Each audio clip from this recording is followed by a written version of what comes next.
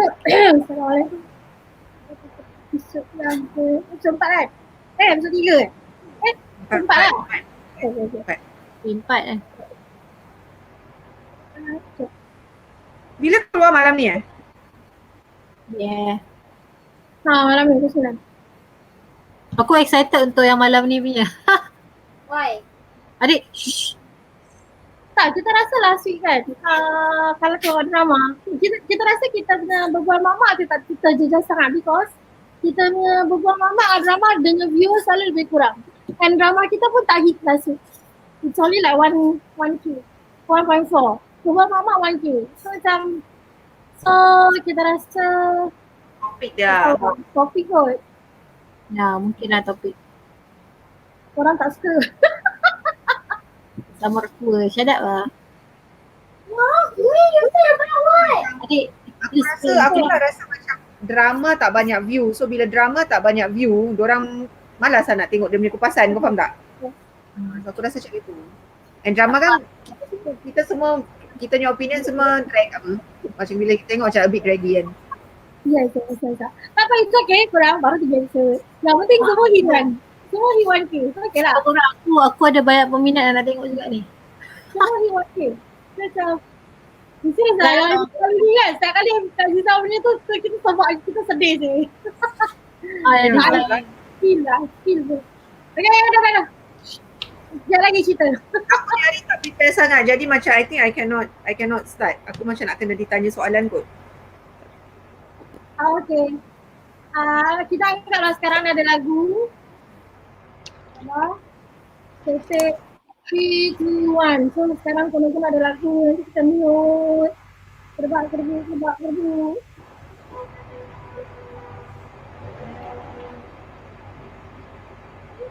Dah Berat nanti. Earpiece tak boleh masuk.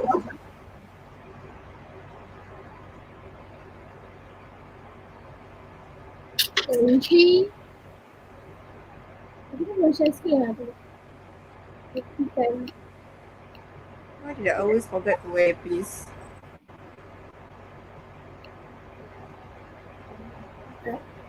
Okay, dah?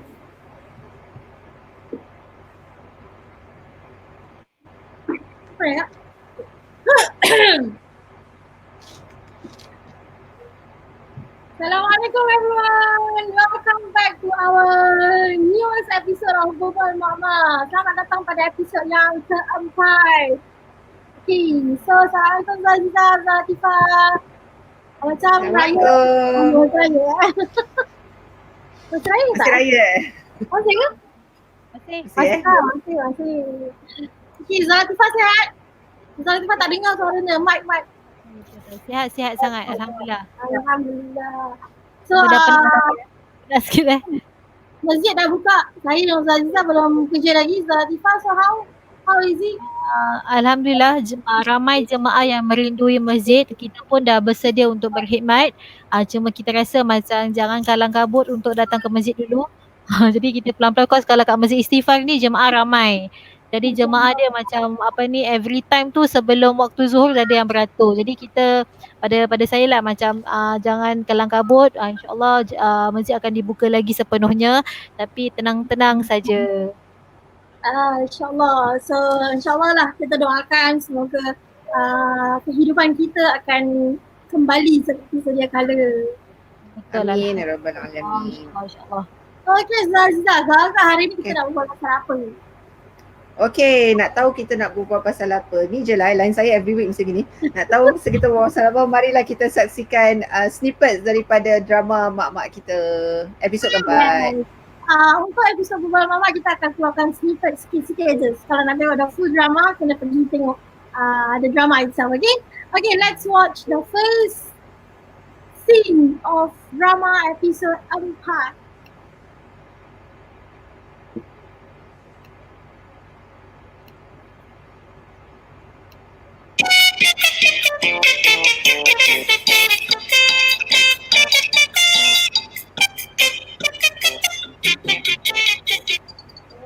Banyaknya lah sesuai anak aku sihat hendaknya.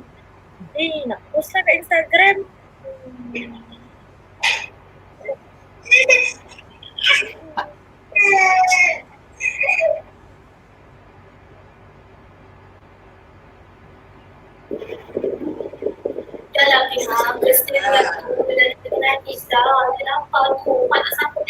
bagi je lah semua tepung kat dia. Bagi. Dia dah nangis-nangis, kesian tu. Sedih nak makan tepung, bagi je dia. Mana boleh? Sebagai seorang mak, kena laksa bagi yang terbaik untuk anak.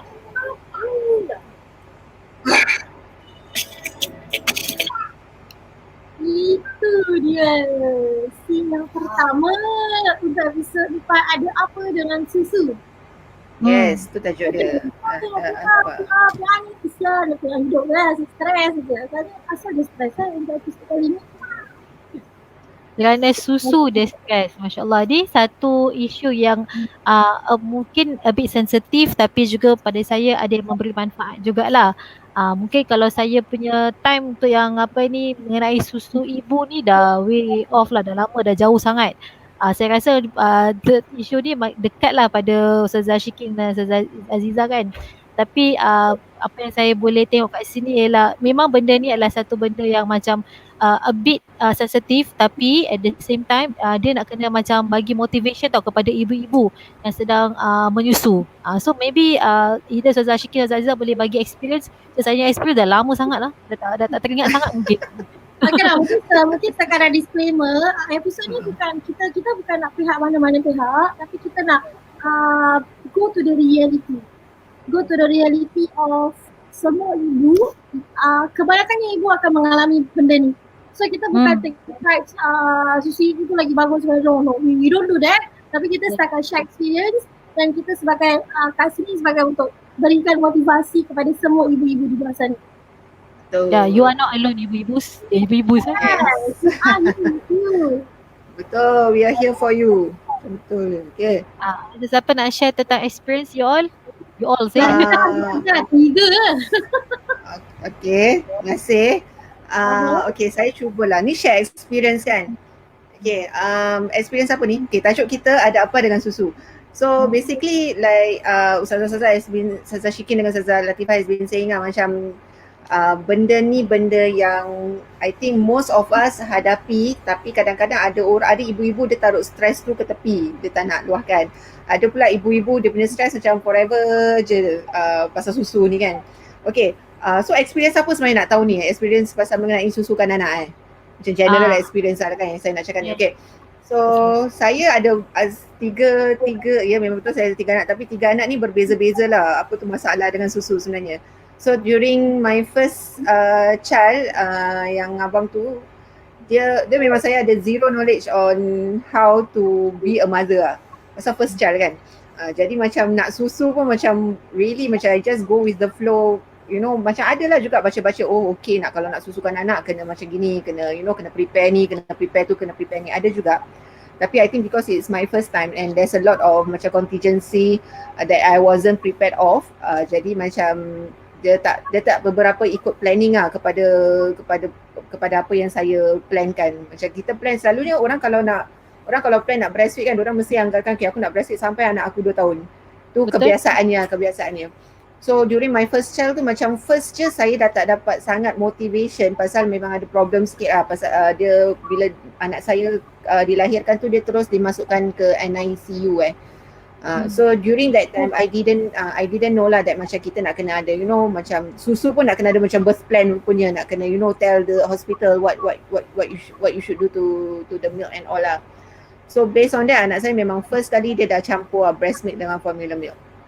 So I breastfeed him only for about 6 ke 7 months sahaja, campur dengan formula feeding tu. So during yang first child ni memang stress lah, macam banyak orang yang kasih diorang punya own opinions about susu, about all. Some opinions macam kasih motivasi, some opinions macam betul-betul macam demotivate me to continue macam Jonah breastfeeding. Tadi Macam gitu lah. Ada jugalah, tapi macam Jonah memang dia katanya dia banyak susu lah kan dekat dalam scene tu kan. So there are certain things yang macam ni komen dia actually orang yang memberi komen tu dia tak berniat pun untuk macam nak motivate kita tau. Dorang ni kadang-kadang dorang tak tahu kata-kata dorang tu kepada ibu baru sensitif sebenarnya.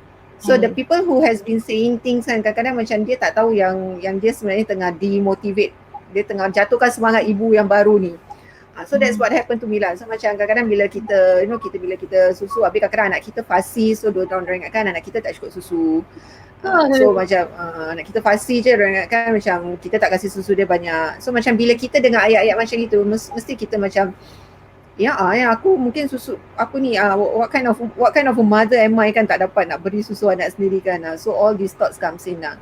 So tu anak yang first lah. So first memang banyak struggle. So yang second ni yang first banyak struggle. So sebab tu susu macam gitu-gitulah, macam tak banyak sangat. So yang second ni saya motivated sikit pasal alhamdulillah it started off well with the breastfeeding.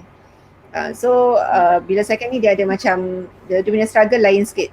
Second child pasal dah ada experience kan yang first child kan, so I know what not to do and what not to take. Apa orang cakap tu, apa yang patut kita ambil, apa yang patut kita tak ambil So itu dah membantu sedikit. Tapi ada juga what happened to my second child kesian second child ni. So macam second child ni adalah certain things happen. Jadi macam saya tak awalkan saya tak start pump early. Jadi sebab tu bila patah balik kerja, dapat susukan dia macam makin lama makin tinggal sikit dah start stress balik. Stress balik pasal tak collect susu pula. So second things learn. So dah lama tak ada experience ni, barulah anak yang ketiga ni yang paling kecil ni so far alhamdulillah.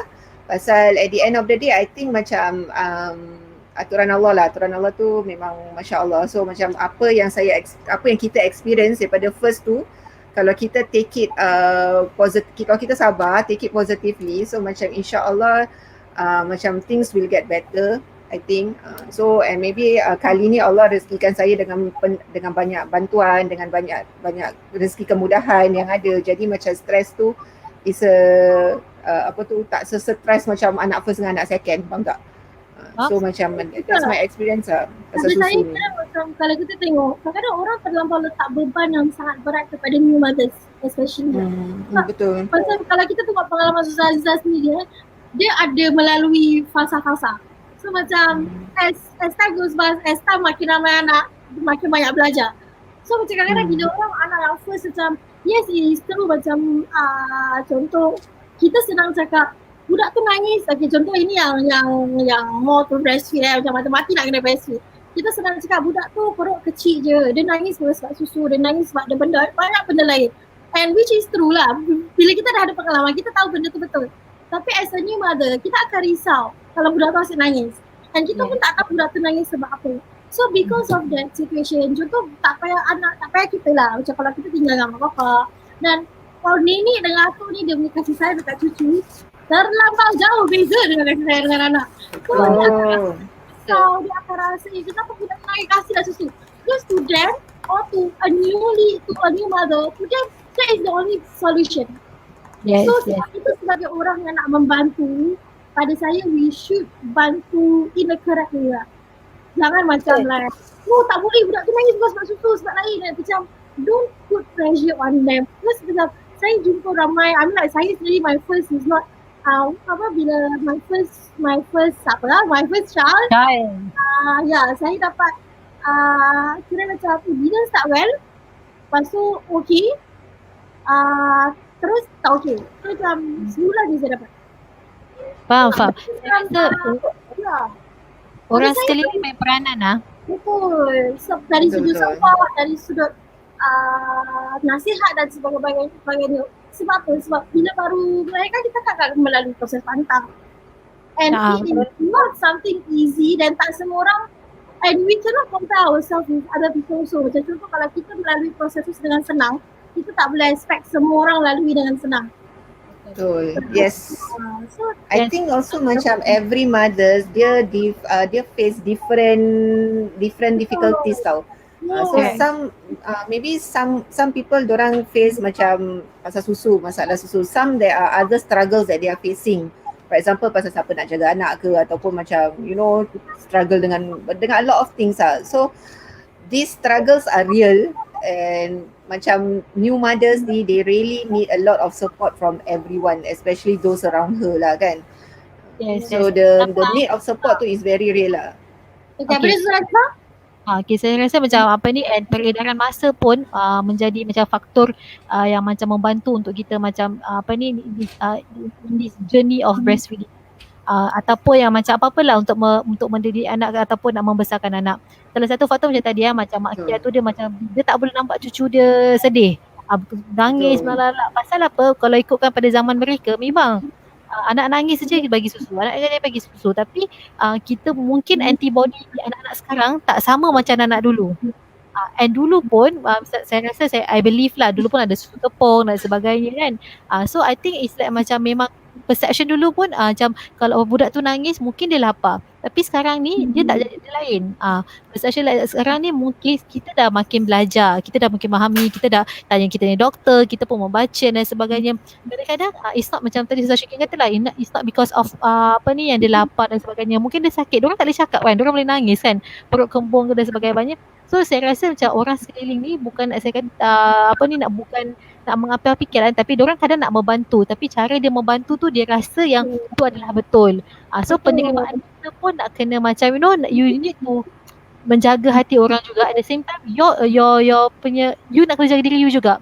Pasal you are the one who actually handling yourself. Sebab tu kadang-kadang ada orang kata ada postnatal punya depression dan sebagainya. It's because kita take it too hard. Kita take it too hard.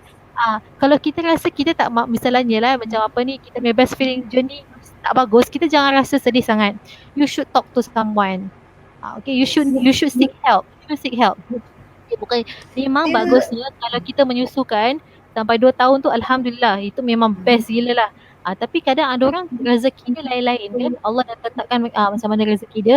So kita nak kena you need to explore yourself. You need to jaga diri you juga untuk you memahami macam mana you nak bring up a child.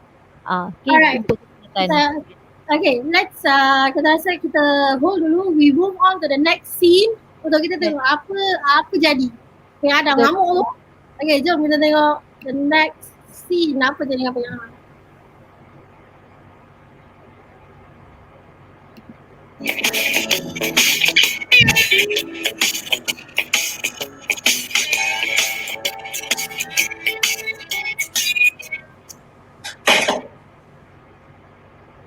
Apa yang ada balik, macam mana Sylvia tu, kesian tu syurang tu.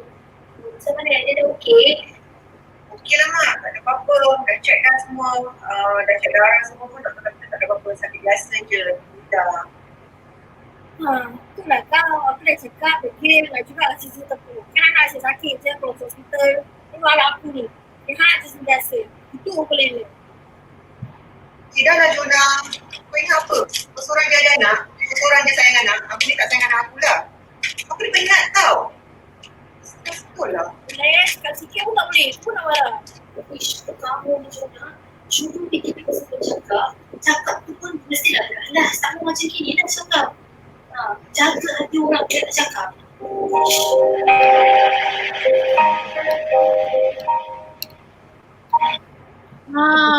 Itulah dia. Nak kena jili tu lah. Alah Jona ni. The struggle is real. If I were to remember first kali bila Aziza go through this breastfeeding punya situation ingat saya kita was there. Yes. All the way. Saya kat depan dia untuk dia pump. Thank you.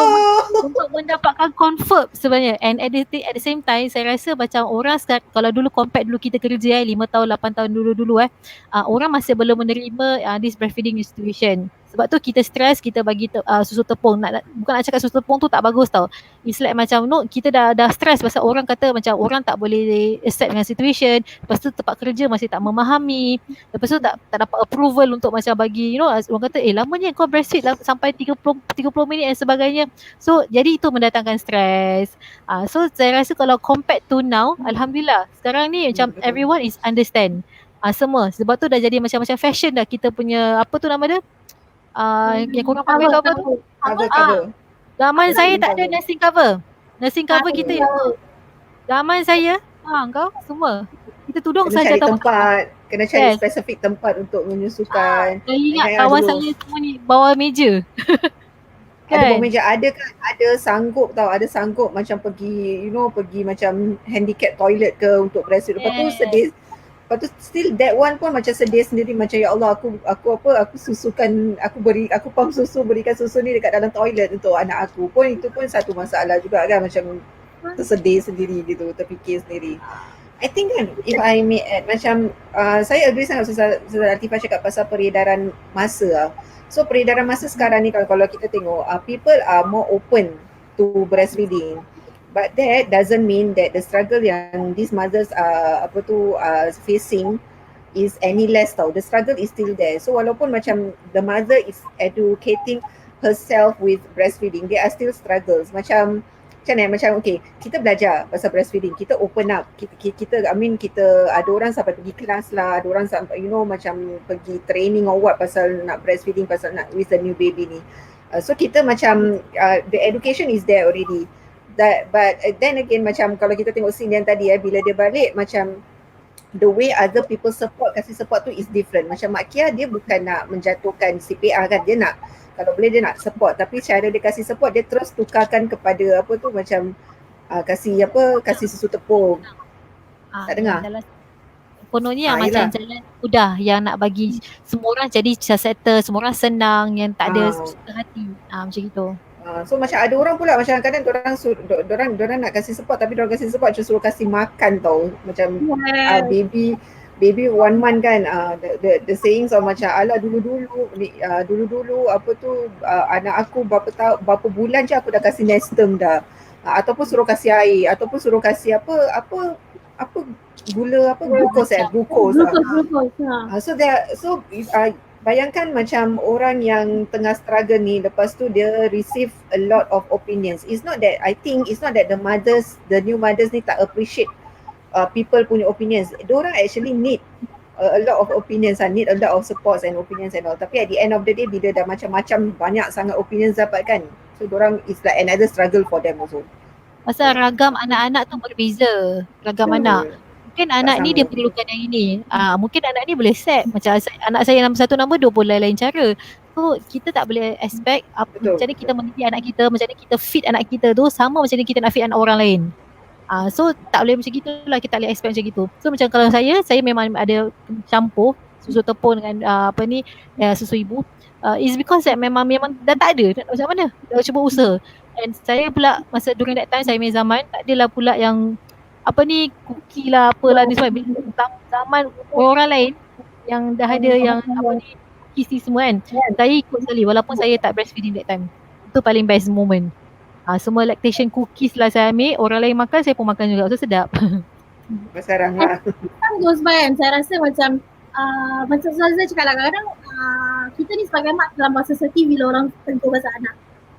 So as time goes by, saya realise macam contoh kadang-kadang dia bukan jadikan family, dia macam bila kita keluar jumpa kawan-kawan cakap ni, bila kita jumpa makcik cakap ni, kita jumpa saudara-saudara cakap ni. So as time goes by, saya rasa macam kita argue kat diorang buat apa. Diorang just cakap waktu tu, lepas tu diorang bukan ada pun dengan kita time kita susah nak settlekan anak kan. So as time saya rasa macam tu saya pergi rumah orang ni, so orang cakap dah kasih dia makan, cakap belum. Kasih master, jadi dia tidur lena tak bangun-bangun. Ada orang suka tanya tau, baby masih bangun malam tak? So macam pasal tu dia suggest, so angguk iya kan je dah sudah. Betul. Dia bukan ada pun dengan kita kat rumah. Betul lah. So angguk iya kan, cakap terima kasih sudahlah. Macam kita pun tak sakit hati, kita pun macam tak sakit hati nak reply. Kita pun save your emotions for something better, rather than you argue about something yang tak ada ending.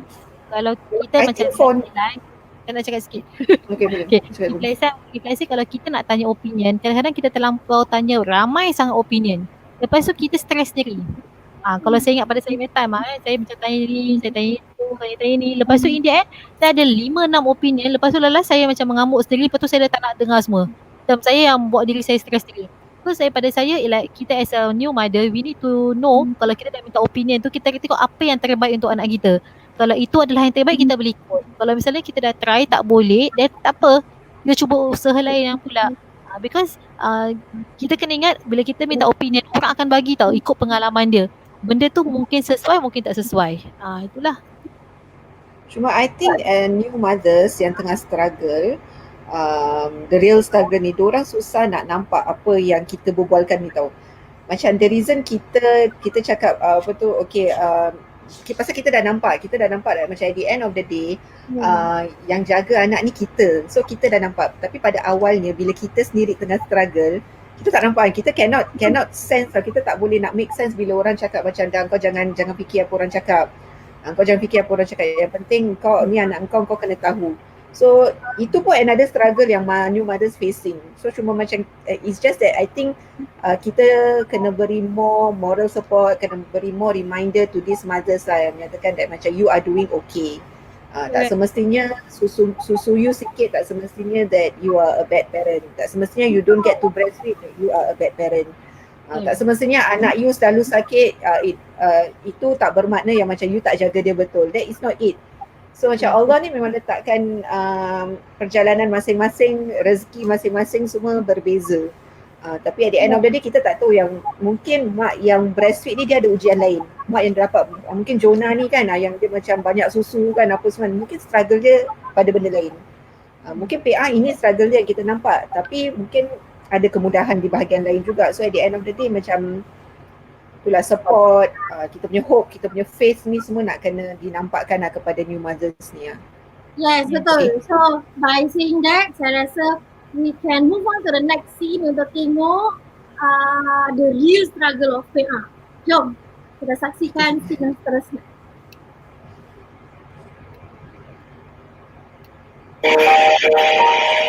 Macam-macam aku makan, banyakkan susu. Tapi tak banyak-banyak juga susu. Sangat Safia.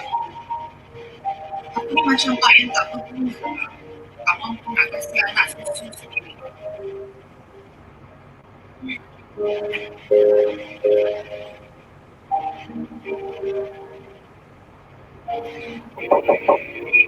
Ya, boleh Mak masuk? Kau tengah buat apa tu?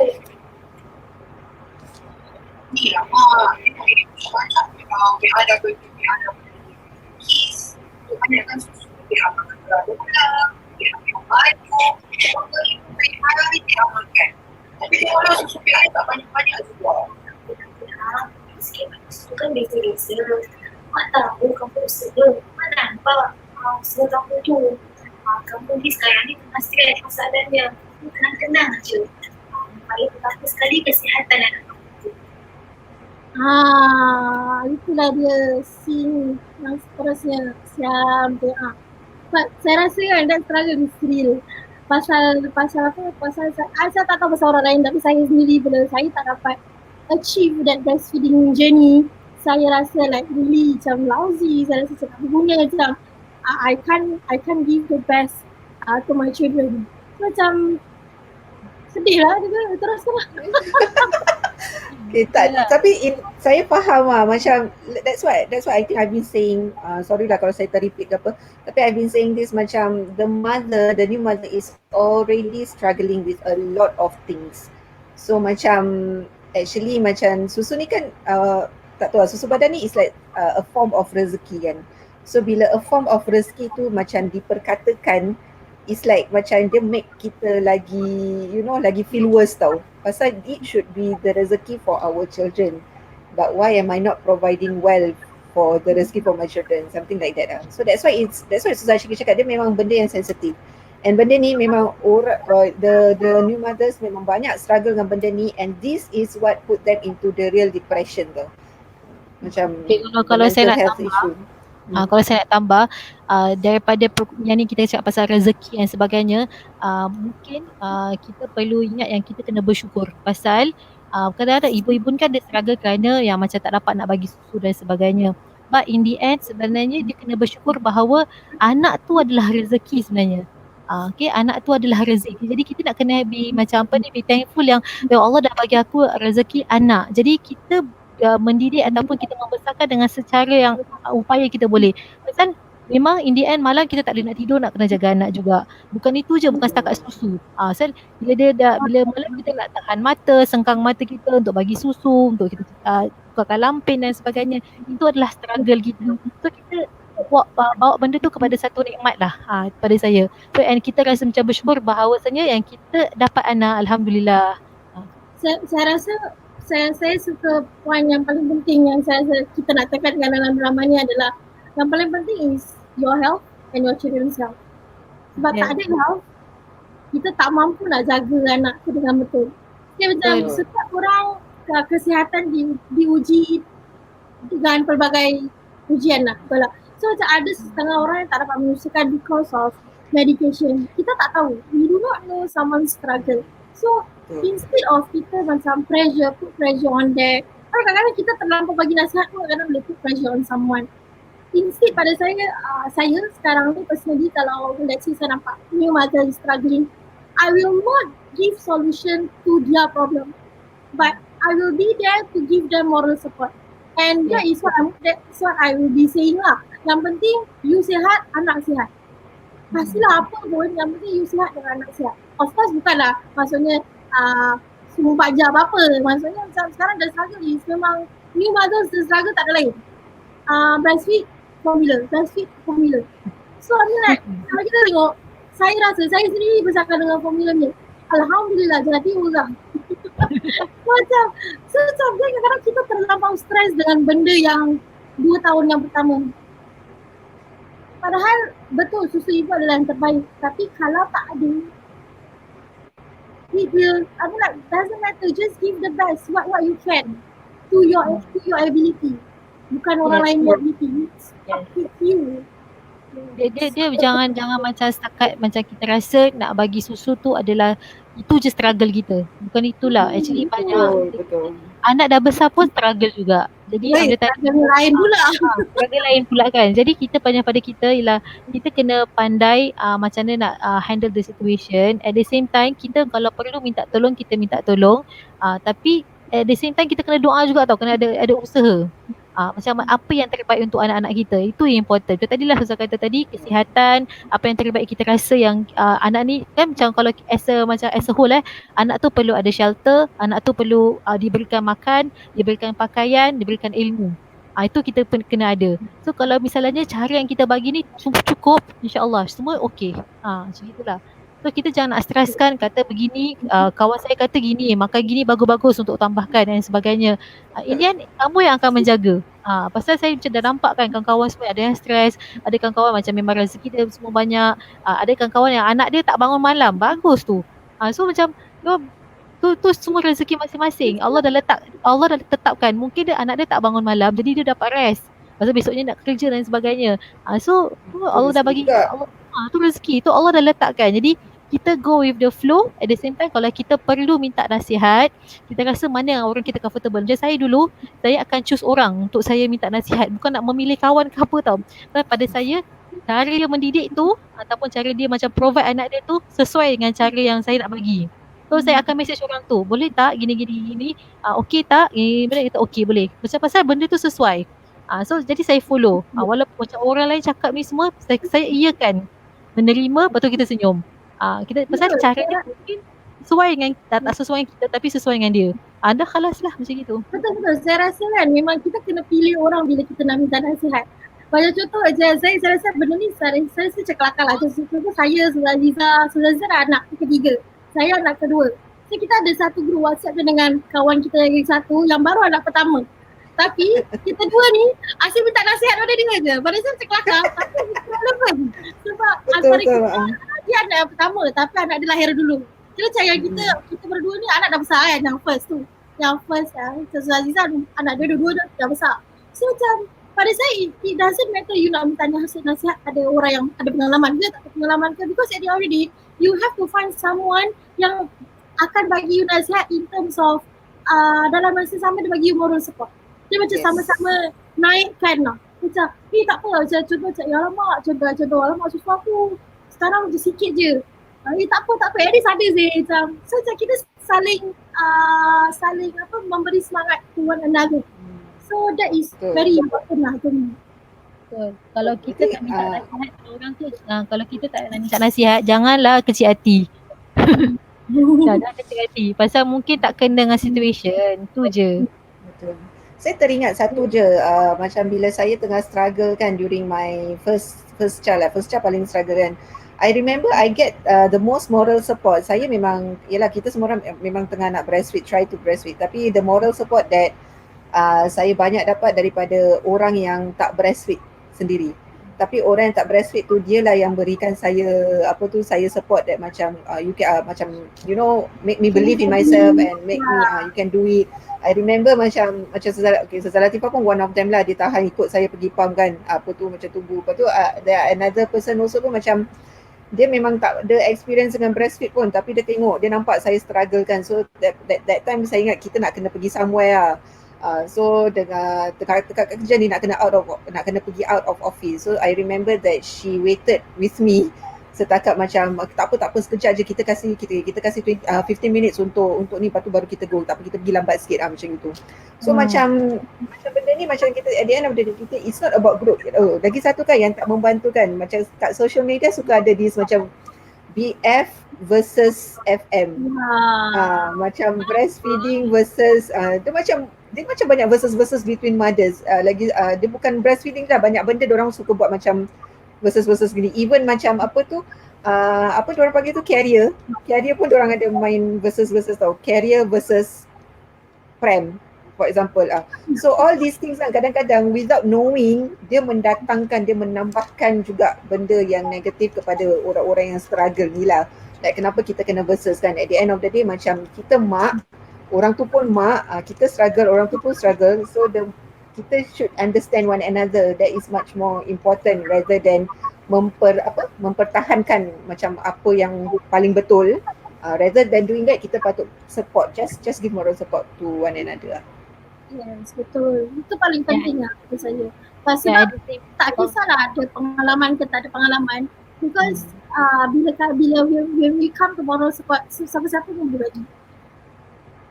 Dengan hati yang ikhlas. Yes, at the same time pada saya kalau orang yang bekerja dia nak breastfeed ataupun nak pump kat tempat kerja please tell your boss pada saya. Because you talk to them, explain to them why you need to actually do macam nak kena pump dan sebagainya, because sometimes kadang-kadang bos-bos ni orang tak nampak tau. Okay, kenapa nak kena pump selalu, lepas tu after nak buat kerja. So it's actually a norm now. So pada saya go and tell because usually before they come back to work saya akan tanya diorang tau, okay how long do you take to pump, duration, so macam pukul berapa dan sebagainya, because kita nak fahamkan orang lain. Mungkin saya faham but orang lain mungkin tak faham. Saya nak kena bilang, okay, this is how actually the situation, but they are still doing their work. So no, kerja tu tetap berjalan, tapi they just need a bit of time to do pump dan sebagainya. So pada saya tell, because lagipun sekarang ni dah banyak orang macam share kat dalam company. Even ada one of the country kan punya minister and so on ni semua while giving out dia punya macam so-called dia punya speech she actually dia tengah give anak dia kan pump kan ni sebagainya. So pada saya jangan malu dalam benda-benda ni semua, try to make the people around you understand this situation. Because kalau simpan-simpan takut-takut dia akan mendatangkan stres pada diri sendiri lah. Tapi pada saya kalau kita nak kerja, kita nak pump dan sebagainya, we should be somewhat responsible also lah. Bukan bermakna kita dapat green light daripada bos, yes itu yang paling penting. Tapi kita sebagai pekerja sendiri don't take advantage of that. Oh ya, correct. Kasih waktu ni contoh lah. Kena macam kita dah ada that 1 hour lunch. Of course when we want to breastfeed, there are sacrifices that we mothers need to make. Ni kita dah pakai liau 1 jam lunch tu betul. Lepas tu tambah lagi 20 minit lagi. Lepas tu tambah lagi. Tak, ada orang ambil masa yang lama belum lepas. And ada orang diorang tak akan dapat pump sambil buat kerja. Ada orang yang nak kena pump go somewhere else to do that. So dia lagi manage your time well. Kalau you know that you need to pump in the middle of your work, jangan sampai buat weekend, jangan sampai kita curi masa kerja. Yes. Because itu amanah kita lah sebagai pekerja. Betul. Kita dapat green light, alhamdulillah, tapi jangan take it for granted. Correct.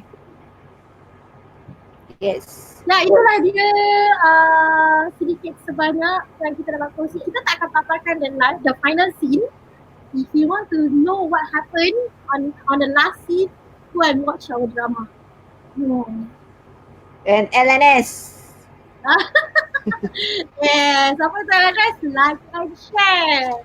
Yeah. Supaya kita mungkin tak cover semua pasal breastfeeding dan formula milk, but you can always drop your comments dekat bawah untuk kita bagi moral support to all the mothers out there.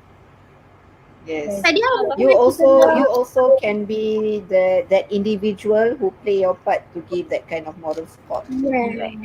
So in the end, setiap ibu tu mendapat beza-beza punya pengalaman. You are not alone. InsyaAllah kalau perlu bantuan, you seek help. Ataupun perlu nasihat, minta nasihat. Tapi in the end, you akan jaga anak you sendiri. So kena kuat lah, kena kuat insyaAllah. Yes, betul. So any last things? To all the new mothers or the struggling mothers, please know that you are not alone, that yes, sama-sama kita mendoakan semoga peace and calm will reach to you soon. Yeah. InsyaAllah. As mothers, you should understand other mothers. Do Yes. not judge. No matter how they bring up their child, no matter what do they give to their child, they have their own reasons to. Yes. Dan anggap ni semua adalah sebagai satu rezeki. Satu nikmat yang Allah SWT bagi pada kita. So jadi ini adalah satu ibadah, jadi kita ambil lah. Yes. Sampai kita berjumpa lagi pada episod yang seterusnya. Kita akan kawal You Don't Judge Others Part 2 on the next episode. Apa don't judge pasal apa pula? Kita tunggukan pada minggu hadapan. Assalamualaikum warahmatullahi taala wabarakatuh. Assalam. End of broadcast.